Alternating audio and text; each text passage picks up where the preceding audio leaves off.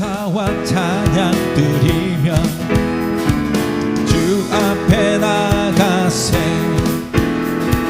크고 광대하신 주 이름 그의 성서에서 주를 찬양해. 나팔 소리로 찬양하며 비파와 수금으로 호흡이 있는 모든 자마다 온 마음 다해 주를 높이세. 주의 선하심 인자하심이 주의 선하심과 인자하심이 영원하시도다. 주의 선하심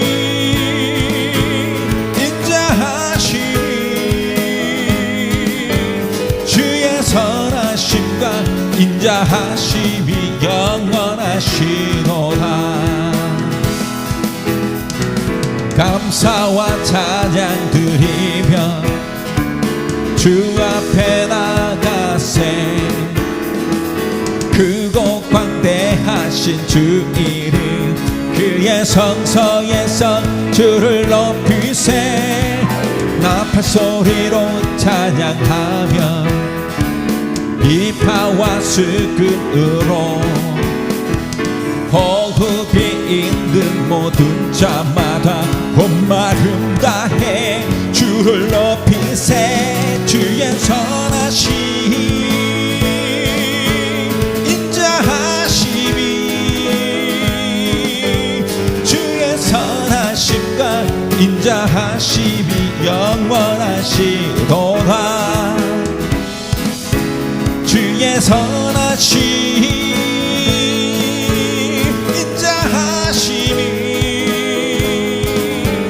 주의 선하심과 인자하심이 영원하시. 주의 선하심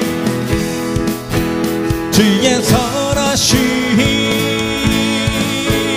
인자하심이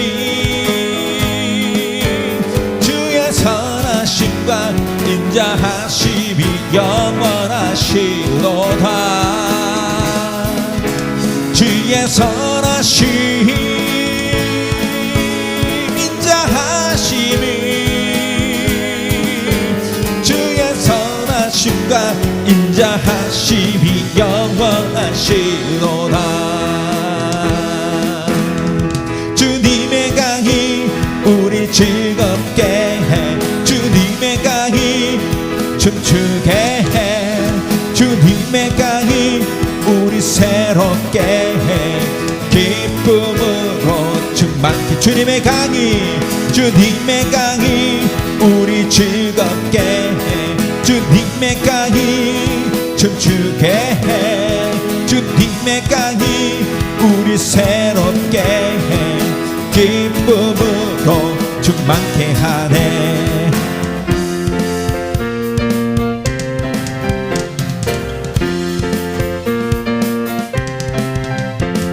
주 보좌로부터 물이 흘러 닿는 곳마다 새로워지네. 골짜기를 지나 들판으로 생수의 강물 넘치네. 주님의 강이 우리 즐겁게 해. 춤추게 해. 주님의 강이 우리 새롭게 해. 기쁨으로 충만케 하네. 주님의 강이 충만케 되네. 닿는 자마다 치유케 되네. 그 강가에 있는 병든 자들 주 갈갈급으며 떠오리라. 주님의 강이 우리 즐겁게 해. 주님의 강이 춤추게 해. 주님의 강이 우리 새롭게 해. 기쁨으로 충만케 되네. 주님의 산에 올라가리.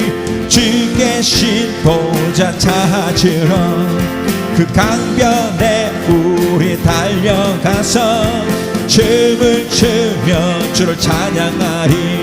주님의 강이 우리 새롭게 해. 주님의 강이 춤추게 해.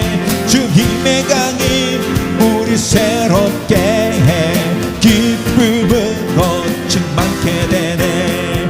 주님의 강이 우리 즐겁게 해. 주님의 강이 춤추게 해. 주님의 강이 우리 새롭게 해. 기쁨으로 충만케 되네.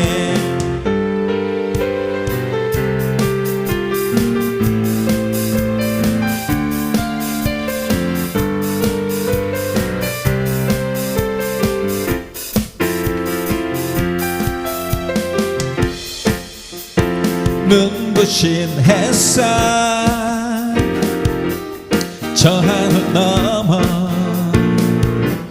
내게 주어진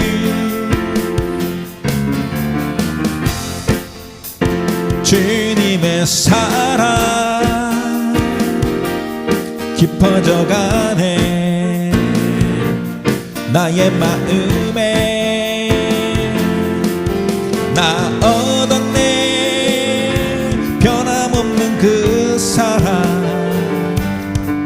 내 안에 기쁨의 노래 멈출 수가 없네.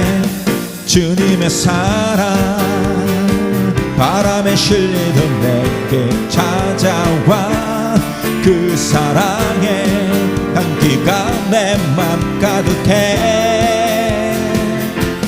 주님의 은혜 구비쳐 흐르며 내게 다가와. 그 사랑의 열매로 내 맘 채우네. 눈부신 햇살 저 하늘 넘어 내게 주어진 주님의 사랑 깊어져 가네. 나의 마음에 나 얻었네. 변함없는 그 사랑 내 안에 기쁨의 노래 멈출 수가 없네. 주님의 사랑 바람에 실리던 내게 찾아와. 그 사랑의 향기가 내 맘 가득해. 주님의 은혜 구비쳐 흐르며 내게 다가와. 그 사랑의 열매로 내 맘 채우네. 주님의 사랑 주님의 사랑 바람에 실리던 내게 찾아와. 그 사랑의 향기가 내 맘 가득해. 주님의 은혜 부비쳐 흐르며 내게 다가와. 그 사랑의 열매로 내 맘 채. 다시 한 번 더 주님의 사랑 바람에 실리던 내게 찾아와. 그 사랑의 향기가 내 맘 가득해. 주님의 은혜 구비차 흐르며 내게 다가와 그 사랑의 열매로 내 맘 채우네.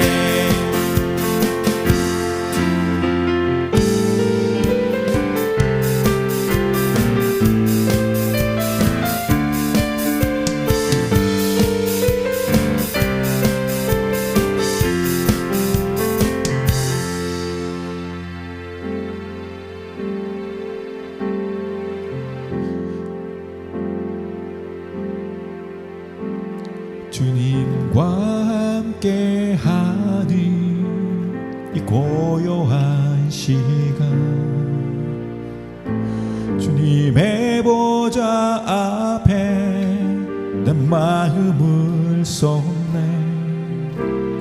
모든 것 아시는 주님께 감출 것 없네. 내 마음과 정성 다해 주 바라나이다. 나 염려하지 않아도 내 쓸 것 아시네. 나 오직 주의 얼굴 구하게 하소서. 나 이해할 수 없을 때라도 감사하며 날마다 순종하며 주 따르오리다. 온 맘 다해 사랑합니다. 온 맘 다해 주 알기 원하네. 내 모든 삶 당신 것이니 주만 섬기리. 온 맘 다해 주님과 함께하니 이 고요한 시간 주님의 보좌 앞에 내 마음을 쏟네. 모든 것 아시는 주님께 감출 것 없네. 내 맘과 정성 다해 주 바라나이다. 나 염려하지 않아도 쓸 거라시니. 나 오직 주의 얼굴 구하게 하소서. 나 이해할 수 없을 때라도 감사하며 날마다 순종하며 주 바라나이다. 온 맘 다해 사랑합니다. 온 맘 다해 주 알기 원하네. 내 모든 삶 당신 것이니 주만 섬기리. 온 맘 다해 온 맘 다해 온 맘 다해 사랑합니다. 온 맘 다해 주 알기 원하네. 내 모든 삶 당신 것이니 주만 섬기리. 온 맘 다시 한 번 더 온 맘 다해 온 맘 다해 사랑합니다. 온 맘 다해 주 알기 원하네. 내 모든 삶 당신 것이니 주만 섬기리. 온 맘 다해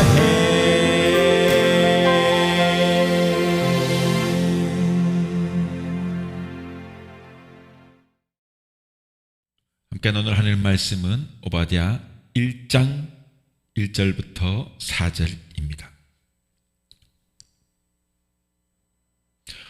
오바댜의 묵시라.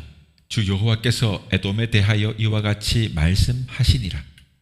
우리가 여호와께로 말미암아 소식을 들었나니 곧 사자가 나라들 가운데에 보내심을 받고 이르기를 너희는 일어날지어다. 우리가 일어나서 그와 싸우자 하는 것이니라. 보라, 내가 너를 나라들 가운데에 매우 작게 하였으므로 네가 크게 멸시를 받느니라. 너의 마음의 교만이 너를 속였도다. 바위 틈에 거주하며 높은 곳에 사는 자여, 네가 마음에 이르기를 누가 능히 나를 땅에 끌어내리겠느냐 하니 네가 독수리처럼 높이 오르며 별 사이에 깃들이지라도 내가 거기에서 너를 끌어내리리라. 여호와의 말씀이니라. 아멘.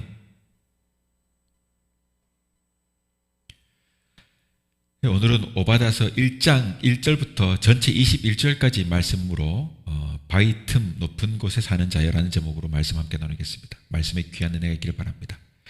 본문이 조금 길어서 제가 1절부터 4절까지만 함께 읽었습니다.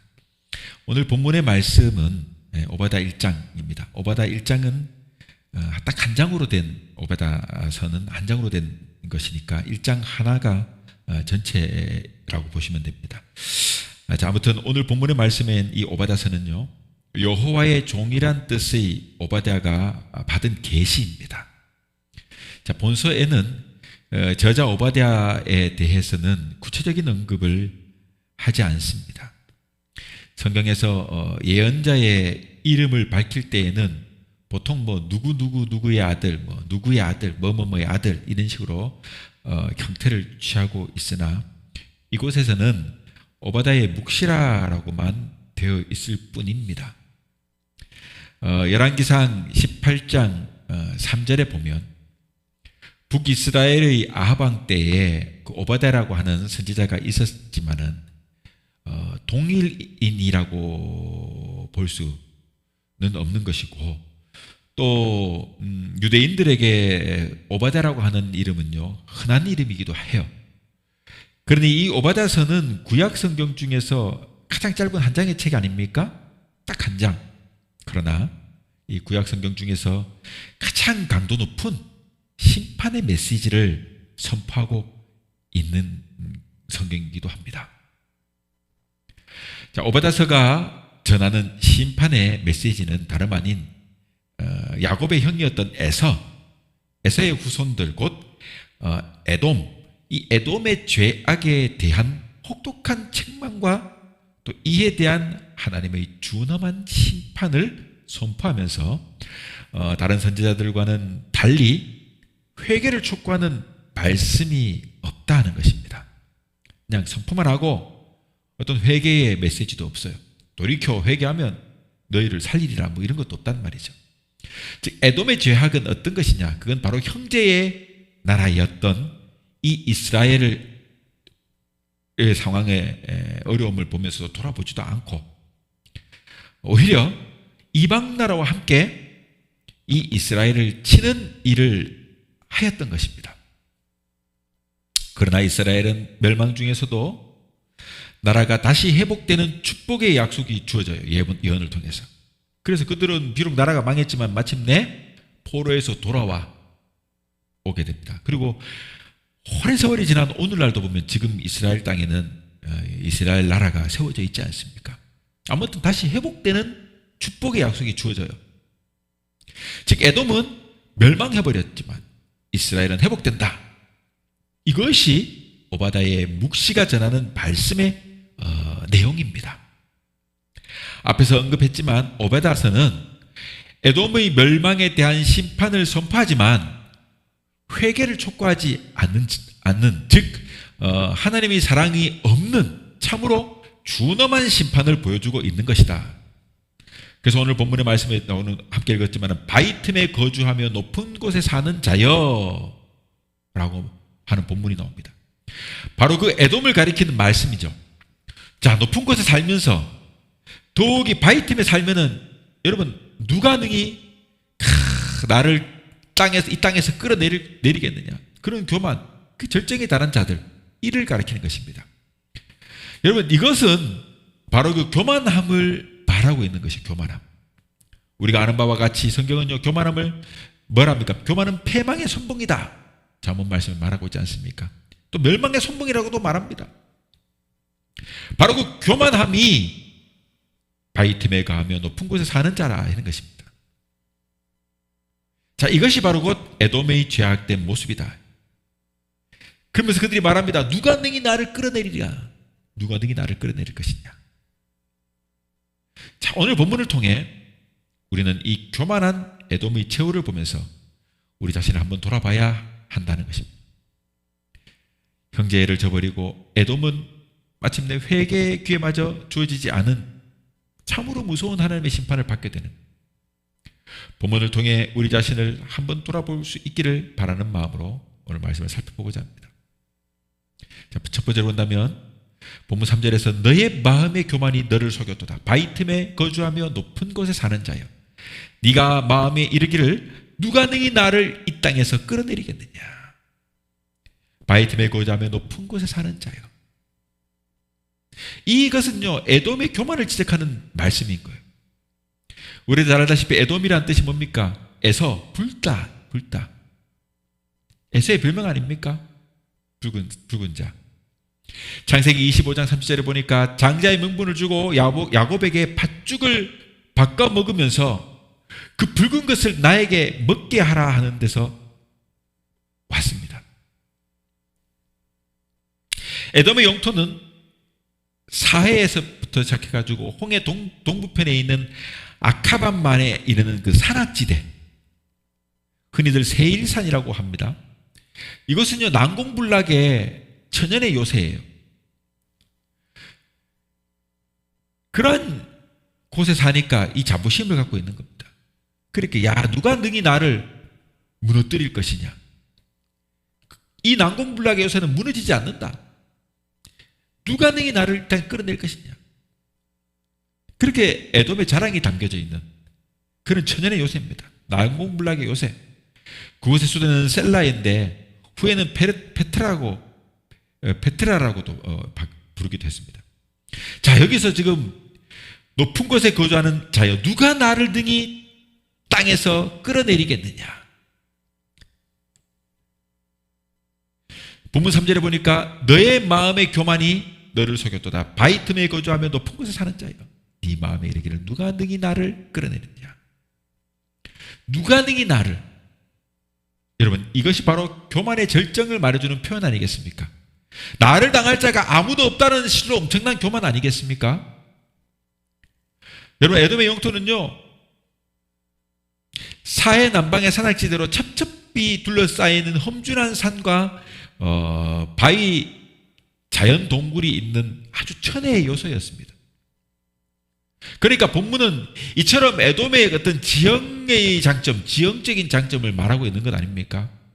바위 틈에 지은 집에 거주하면서 그 난공불락의 요새를 자랑하는 것. 고대 사회에서 여러분, 국가나 성은요, 지리적 장점을 가진다는 것 굉장히 중요합니다. 굉장히 중요해요. 자, 그러나 성경은 사무엘상 17장 47절에 말합니다. 여호와의 구원하심이 칼과 창에 있지 아니함을 이 무리에게 알게 하리라. 전쟁은 여호와께 속한 것인즉 그가 너희를 우리 손에 넘기시리라. 여러분, 뭐라고 말합니까? 전쟁은 여호와께 속한 것인즉. 바로 여러분, 에돔이 지금 이 사실을 망각하고 모르고 있는 것입니다. 누가 능히 나를 끌어내리겠느냐. 이런 교만함이 극치. 왜냐하면 그들이 지금 전쟁이 여호와께 속한 것이라는 것을 망각하고 있기 때문에 그래요. 하나님을 바라보는 신앙이 없었기 때문에 인간적으로만 생각하고 판단하는 것이다, 이런 말이죠. 바로 이 난공불락의 요새에 거주한다고 하는 이 교만이 지금 내세우고 있는 거 아닌 겁니까? 그러나 주님 말씀합니다. 본문 4절에 내가 독수리처럼 높이 오르며 별 사이에 깃들일지라도 내가 거기서 너를 끌어내리라.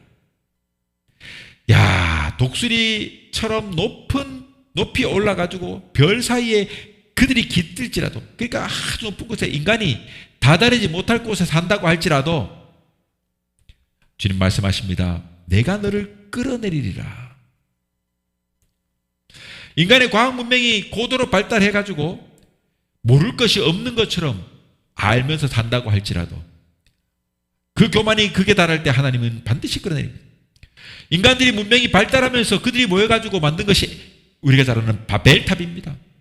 그렇게 바벨탑을 만들었을 때 하늘 끝까지 닿게 하리라 하면서 그 교만이 극에 달했을 때 하나님이 어떻게 하셨습니까? 그들의 언어를 흐트름으로, 인간의 언어를 흐트름으로 바벨탑이 완공되지 못하게 흐트러 버렸습니다. 이것이 인간의 교만이 그래 아무리 과도한 능력을 가진 인간이 그 교만이 극에 달할지라도 그 교만함이 하나님이 끌어내리면 아무것도 되지 않는 오만인 것입니다. 내가 너를 거기서 끌어내리리라. 여러분, 지금 이 에돔민들은요, 그러한 하나님이 있다는 사실을 모르고 있는 것 아니겠습니까? 네가 독수리처럼 높이 올라가도 내가 거기서 너를 끌어내리리라. 내가 별과 별 사이에 깃들지라도 내가 거기서 너를 끌어내리리라. 이렇게 말씀하시는 하나님이 계신 줄을 지금 모르고 있는 것입니다. 본문 5절에 보십시오. 혹시 도둑이 네게 이르렀으며 강도가 밤중에 네게 이르렀을지라도 만족할 만큼 훔치면 그치지 아니하였겠느냐. 혹시 포도를 따는 자가 네게 이르렀을지라도 그것을 얼마쯤 남기지 아니하였겠느냐. 그런데 네가 어찌 그리 망하였는고. 어찌 그리 망하였는고. 강도도 여러분 밤중에 훔칠 때도 여러분 만족하게 훔치면 그냥 돌아가는 거예요. 그런데 완벽하게 망해버린 거예요. 완벽하게 망해버린 겁니다. 사람도 하물며 그렇게 흡족하면 하지 않는데 완벽하게 망해버린 겁니다.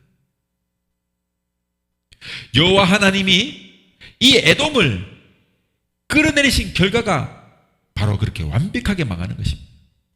본문 7절에 말합니다. 너와 약조한 모든 자들이 다 너를 쫓아 변경에 이르게 하며 너와 화목하던 자들이 너를 속여 이기며 네 먹을 것을 먹는 자들이 네 아래에 함정을 파니 네 마음에 지각이 없음이로다. 여러분 뭐랍니까? 네 마음에 지각이 없음이로다. 지금 함정을 파고 막 여러분 지금 이렇게 매복해가지고 망하게 하려고 하는데 여러분 지각이 없으니까 알지를 못하는 거예요. 알지 못하는 거예요. 즉 에돔이 교만함이 그의 판단을 잃게 만드는 겁니다. 여러분 교만하게 되면요 패망의 선봉입니다. 교만하게 되면 판단력이 흐려지게 되는 거예요. 과유불급이란 말이 있지 않습니까? 과하면 오히려 안 좋은 거예요. 교만해지니까 마침내 지각이 흐트러지는 거예요. 판단력이 약해져 버리는 거예요. 그래서 마침내 교만함이 자신을 속이는 것입니다. 우리가 교만하게 되면 이처럼 되는 것입니다. 약조한 자들이 화목하던 자들이 네 식물을 먹던 자들이 나를 속이고 너를 속이고 함정을 파고 너를 쫓아내는 일을 벌이는데도 교만하니까 그것을 깨닫지 못한다 이 말인 것이죠. 여러분 지금 에돔이 이렇게 된 것은 바로 그들이 하나님께서 에돔의 지혜를 있는 자를 에돔의 지혜 있는 자를 멸하셨기 때문에 그래요. 지각 있는 자를 멸하시고 독수리처럼 높이 올라도 별 사이에 깃들일지라도 거기서 너를 끌어내리리라 하는 이 말씀, 하나님의 말씀을 깨닫지 못하게 되는 거예요. 교만하니까. 교만은 바로 그런 그 마음에 그 지각을 잃게 하는 것이다 이런 말입니다. 사랑하는 성도 여러분, 본문은 바로 이 교만한 자는 그 마음에 지각이 없다 하는 말씀입니다. 교만하게 되면 높은 곳에 안전한 곳에 있는 자를 끌어내리시는 하나님을 깨닫지 못하는 지각 없는 자가 된다. 이게 교만인 거예요. 그래서 네가 어찌 그리 망하였는고. 바로 누가 능히 나를 이라고 외치던 그 교만함이 어디 있느냐 이 말이에요. 누가 능히 나를 끌어내리겠느냐 이러면서 교만했는데 결국은 네가 어찌 그리 망하였냐 말이에요. 여러분, 우리는 여러분 야고보서 4장 6절의 말씀처럼 그러므로 교만한 자를 물리치시고 겸손한 자에게 은혜를 베푸시는 그 하나님의 말씀과 약속을 기억해야 합니다. 자, 두 번째로 본문 10절에 보면 네가 네 형제 야곱에게 행한 포악으로 말미암아 부끄러움을 당하고 영원히 멸절되리라 했습니다. 자, 이 구절은 교만한 에돔의 죄악상을 밝혀주는 본문인데요. 에돔의 가장 큰 죄악이 여러분 뭡니까? 자신의 형제에게 사촌지간이라고 할지 않겠습니까? 아무튼 간에 그 형제에게 행한 포악입니다. 자, 에돔 즉 곧 에서와 이스라엘 곧 누굽니까? 야곱. 에서는 에돔의 조상이 되는 것이고 우리 알다시피 야곱은 그의 나중 이름이 이스라엘 아닙니까? 그래서 이스라엘 자손이 되는 거고 이스라엘이 된 거 아닙니까? 그러니까 에돔과 이스라엘은 한 형제입니다. 그러나 서로 원수처럼 포악을 행한 에돔이에요. 네 형제 야곱에 행한 포악. 야곱이 형 에서의 여러분 시작한 때를 틈타가지고 팥죽 한 그릇에 장자의 명분을 차지했고 더욱이 아버지 이삭을 속이고 축복도 여러분 차지했습니다. 그래가지고 에서는 야곱을 죽이려고 하는 생각을 품게 된 것 아닙니까? 이렇게 시작된 그 형제들 간의 미움으로 형제는 혈육의 정은 사라져버리고 오히려 무서운 시기와 또 증오로 에돔은 이스라엘을 괴롭혔던 것입니다. 자, 오늘 계속해서 본문 10절에 보니까 네가 멀리 섰던 날 곧 이방인이 그의 재물을 빼앗아가며 외국인이 그의 성문에 들어가서 예루살렘을 얻기 위하여 제비 뽑던 날에 너도 그들 중 한 사람 같았느니라. 여러분 뭐랍니까? 너도 그들 중 한 사람 같았느니라. 이방인들이 예루살렘을 여러분 짓밟고 늑탈하던 그날 에돔도 여러분 형제인 이스라엘을 치기 위해 이방인들과 다를 바 없이 쳐들어왔지 않습니까? 즉 나도 너를 그들 중에 한 사람으로 형제들을 긍휼히 여기지 아니하고 오히려 그들과 함께 예루살렘을 짓밟고 늑탈했다는 것 아닙니까? 이렇게 에돔이 이스라엘을 괴롭힌 일들은 여러분 일찍이 성경에 어디에도 성경의 여러 곳에서도 발견할 수 있습니다. 자, 여러분 출애굽 여정에서도 에돔 땅을 통과하게 해달라고 하는 모세의 간청에 오히려 군사를 동원했습니다. 또 사울과 다윗 왕 시대에 또 전쟁에서 여러분 저들이 패했고 또 유다 왕 여호사밧 때에 모압, 암몬 또 미온과 연합하여 가지고 유다를 공격하기도 했어요. 또 유다 왕 아마샤가 에돔을 쳐서 수도 세라를 취하기도 했습니다. 이렇게 형제간의 사이가 좋지 않아요. 본문 12절에 내가 형제의 날 곧 그 재앙의 날에 방관할 것이니 방관할 것이 아니며 유다 자손이 패망하는 날에 기뻐할 것이 아니며 그 고난의 날에 네가 입을 크게 벌릴 것이 아니며 라고 합니다. 여러분 뭐라고 해요? 네 형제의 날 곧 그 재앙의 날에 방관할 것이며 그랬어요. 에돔은 형제 이스라엘을 직접 괴롭혔을 뿐 아니라 이스라엘이 당하는 그 재앙의 날, 고난의 날에 방관자였다 이 말이에요. 이것을 지적하는 말씀입니다. 형제 이스라엘이 고난을 당할 때 도와야 할 이 에돔이 방관하고 오히려 성문을 들어가가지고 재물에 손을 대고 도망하는 사람들의 길을 막고 또 죄악된 모습을 드러내는 모습을 한 것이 바로 에돔 아닙니까?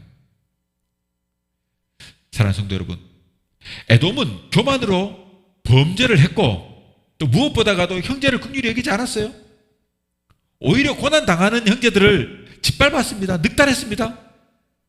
혈육의 정도 여러분 저버리는 죄악을 행했던 겁니다. 이러한 형제를 저버리는 그 비정한 삶에는 하나님의 긍휼도 없습니다. 에돔의 멸망이라는 심판을 선포하시면서 그래서 회개를 촉구하는 메시지를 담지 않은 것이에요. 곧 회개의 기회가 없다 이 말인 거죠. 우리 모두 여러분 스스로를 한번 돌아봐야 됩니다. 나는 형제를 베풀고 있지 않은가? 조그마한 욕심 때문에 형제를 가로막고 있지는 않은가? 이런 것들도 한번 생각해 봐야 돼요. 또 교회나 내가 속한 공동체 안에서 나는 또 그러한 행동을 하지 않느냐? 여러분, 크게 보면 우리 민족도 그래요. 남북으로 나뉘어져 가지고 지금 분단돼서 이념으로 지금 갈라쳤지 않습니까? 동서로도 막 지금 막 서로 막 늑달같이 막 서로 막 욕하고 시기하고 힐날합니다. 여러분, 이렇게 좁은 땅덩어리 안에도 서로 다른 생각으로만 가지고도 혐오하고 증오하는데, 이것이 우리의 모습입니다.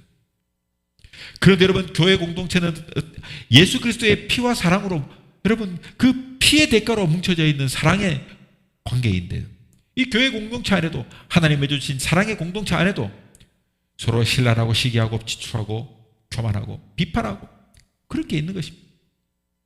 이 신앙의 형제 자매 간에 형제를 베풀지 않는 그런 우리 자신의 모습, 이것도 역시 생각해 봐야 됩니다. 자, 이번에 세 번째로 15절에 보니까 여호와께서 만국을 벌할 날이 가까웠나니 네가 행한 대로 너도 받을 것인즉 네가 행한 것이 머리로 돌아갈 것이다. 자, 여호와께서 만국을 벌할 날이 가까웠으니 그랬어요. 가까웠나니. 여호와께서 벌할 날, 이것은 뭡니까? 그 심판의 날을 말하는 것입니다. 본서의 마지막 본문에서 다루어지는 이 이스라엘의 구원, 그 구원 앞에 만국을 벌하시는 여호와의 날이 있다, 이런 말인 거예요. 때가 되면 만국을 벌하시는 날이 옵니다. 자, 그때 내가 행한 대로 너도 받을 것인즉, 바로 공의 심판이요, 심판의 기준인 특별한 것이 아니라, 여러분, 내가 행한 대로 받는다.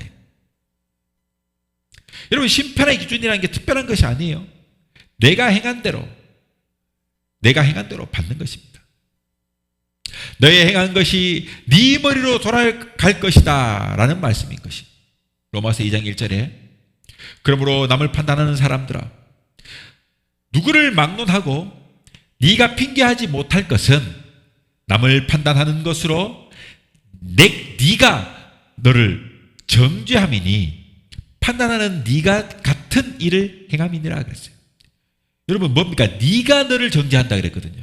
남을 판단하는 것은요, 스스로가 스스로를 정죄하는 것이다 말인 거예요. 즉, 남의 눈에 티끌을 보면서 자기 눈에 들보를 못 보는 것이다, 이런 말인 거예요. 여호와 하나님의 공의 심판은요, 그 심판의 기준은 전혀 보지도 듣지도 못한 것이 생소한 것이 아니다, 이런 말인 거예요. 이미 알고 있는 것, 이미 내가 남을 판단한 바로 그 기준, 그것으로 내가 판단되는 것이고 정죄되는 것이다. 그러므로 핑계할 수도 없고 지나치다고도 할 수 없는 것입니다. 자, 본문 10절에 보니까 너희가 내 성산에서 마신 것 같이 만국일이 항상 마시리니 곧 마시고 삼켜서 본래 없던 것 같이 되리라. 자, 너희가 내 성산에서 마시는 것 같이 바로 너의 행한 대로 너도 받을 것이라, 이 말인 거예요. 만국이 너를 마시고 삼켜서 본래 없던 것 같이 되리라. 바로 흔적도 없이 사라지고 멸절될 것이다, 이런 말인 거예요. 야고보서 2장 13절에 긍휼을 행하지 아니하는 자에게는 긍휼이 없는 심판이 있으리라. 긍휼은 심판을 이기고 자랑하느니라 그랬어요. 긍휼.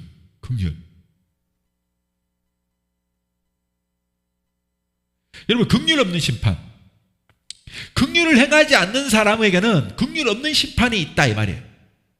긍휼 없는 심판, 바로 에덴에게 선포되어지는 여호와의 하나님의 말씀인 것입니다. 긍휼 없는 심판, 회개의 촉구도 회개의 기회도 그러한 것도 없는, 그래서 긍휼 없는 심판인 것이다. 무엇이? 바로 형제를 저버리고 긍휼 없이 형제를 짓밟고 늑탈한 자가 받는 심판이 바로 이런 심판이다, 이거예요. 본문 17절에 오직 시온산에서 피할 자가 있으리니 그 산이 거룩할 것이요 야곱 족속은 자기 기업을 누릴 것이며 그랬어요. 야곱 족속은 자기 기업을 누릴 것이다. 그러나 여러분, 미움을 당하고 곤욕을 당하던 지금 이스라엘 야곱은 다시 회복된다, 이 말인 거죠. 그래서 야곱 족속은 자기 기업을 누린다. 자기 기업을 누린다. 즉 에서의 산업을 얻고 블레셋을 얻으며 길앗을 얻으리라 하는 말인 거예요. 사로잡혔던 이스라엘은요, 이스라엘 무차소는 여러분 그 가나안으로 예루살렘으로 돌아오게 되고, 그래서 시온산은 다시 올라가서 에서의 산에 심판을 한다 이 말인 거예요. 그러니 여러분, 무엇보다가도 그들은요 여호와께 속한 나라의 축복을 받게 됐습니다. 그러나 에돔은요 회개도 없고 돌이키지도 못하는 저주로 마침내는 멸망당해버린 것입니다. 그러므로 사랑하는 성도 여러분, 하나님은요 교만한 자를 물리치십니다. 그리고 겸손한 자에게는 은혜를 주는 것입니다. 높은 곳 바위 틈에서 살면서 누가 나를 등이 넘어뜨리려 무너뜨리려 이러면서 막 오만과 교만과 자만 속에서 막 살아가는 그런 사람들은 하나님은 물리치시는 것입니다. 그러나 겸손한 자들, 사랑의 긍휼에 넘치는 자들, 이런 자들에게는 하나님이 은혜를 주시는 것입니다. 그러므로 우리는 여러분 이 한 가지 사실, 이것을 잊지 말고 날마다 겸손함으로 형제와 교회 공동체와 또한 세상을 사랑하고 섬기면서 교만을 물리치고 겸손한 자세로 하나님의 긍휼을 구하고, 그리하여 마침내 스스로 정죄 아닌 정죄를 하지 않는 그런 사람이 되어 주님이 오시는 그날 잘하였다 착하고 충성된 종이라는 칭찬받는 복된 저와 여러분이 될 수 있기를 주님의 이름으로 축원합니다.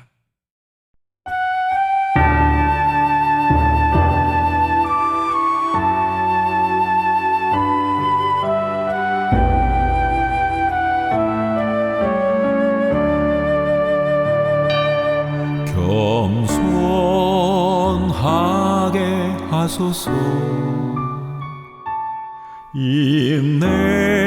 인내하게 하소서. 주 따르며 살기를 간절히 나 원하네.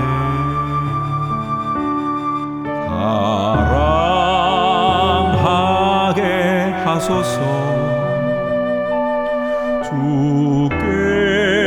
주께서는 날까지 은혜로만 살기를 간절히 나 원하네. 오직 믿음에 굳게 서서 선한 싸움 싸우고 주 발자취 따라서 믿음의 경주를 하네. 은혜로만 살게 하소서. 십자가 은혜로만 주 앞에서 그날까지 믿음으로 나서기를.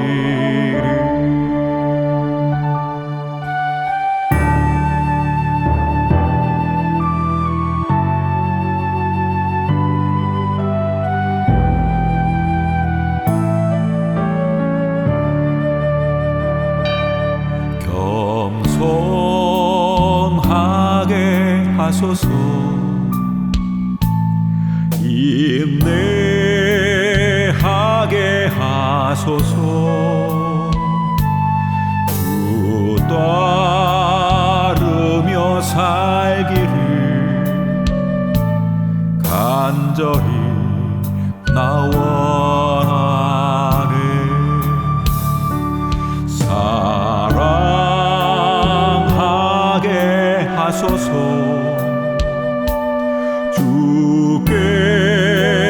주께서는 날까지 은혜